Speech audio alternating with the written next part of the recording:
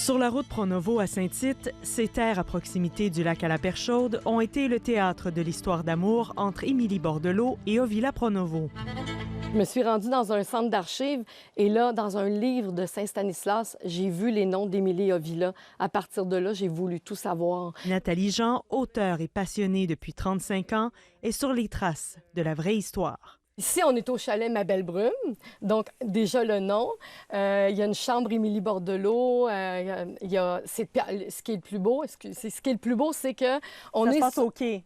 Oui, le plus beau est au quai. Donc c'est le lac Perchaude. Donc les grands fans de la série connaissent le lac Perchaude. Ovila avait bâti un chalet en bois rond au lac Perchaude. Ils ont passé leur nuit de noces, la fameuse scène mythique dans le lac. Oui, la fameuse scène du lac. La presqu'île que là, il y avait le chalet d'Émilie et Ovila. Puis ça, c'est un terrain qui appartenait au Pronovo. Et vendredi, Marina Orsini a visité ces lieux mythiques. Voir un peu tout ce qui concerne la vie d'Émilie, mais aussi rencontrer les descendants des Pronovo. Et Roy et moi, on avait gagné. On était à Saint-Jean-des-Piles, lieu de tournage. À Saint-Stanislas, on était voir Émilie, évidemment, l'église. Et à Saint-Tite, ici, où il y a eu plein de belles surprises. Et l'école du Bourdet, évidemment. L'école où Émilie a rencontré Ovila. C'est un autre lieu symbolique, là, ici. Oui, ici, on est sur la terre des Pronovo.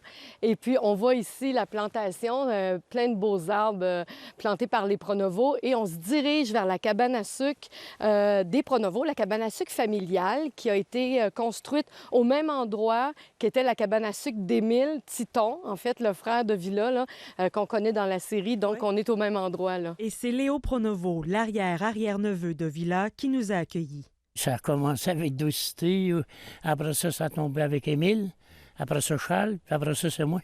Puis on a tout vécu là-dedans. La famille des Pronovo, c'est connu beaucoup dans la province de Québec, je pense. Oui. Parce que moi, je voyage beaucoup, puis je connais pas tout le monde. Puis quand je dis un Pronovo, « Ah, t'es un des filles de la Caleb, des Caleb. » Oui, c'est ça. Puis je reste à Saint-Tite, puis je suis à terre des Pronovo. C'est encore à moi. Habitée par toutes ces rencontres, Nathalie Jean réduit à chaque découverte la frontière entre la réalité et la fiction entourant les filles de Caleb. Je connais toute la vie d'Émilie, puis c'est une femme que j'admire énormément. Je parle toujours de la vraie Émilie. C'est romancé, oui, mais la toile de fond est authentique. Une histoire qui rassemble, peu importe la génération. Ici Cassandre Forcier-Martin, Radio-Canada, à Saint-Tite.